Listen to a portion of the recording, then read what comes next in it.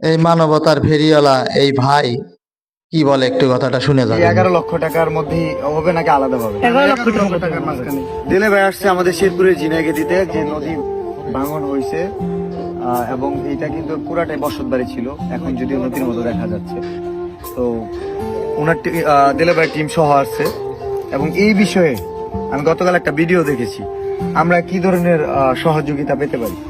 প্রথম আমি দর্শককে বলতে চাই, দর্শক দেখতে পাচ্ছেন এটা নদীর মতো, কিন্তু এটা নদী না, এখানে 11টা বাড়ি ছিল, বন্যার কারণে গড় বাড়ি মাটি সহ বেশি গেছে। কাপড় ভাই তুমি কিছু কও। ভাই ইনশাল্লাহ আমাদের ফেসবুক থেকে কোনো আর্নিং আসে নাই, তবু আমরা 11টা পরিবারকে 11,000 টাকা দিতে চাচ্ছি।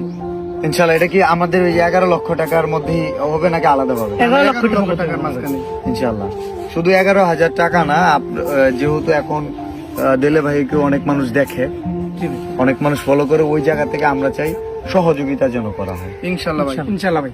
আর্থিক সহযোগিতার চেয়ে কন্টিনিউ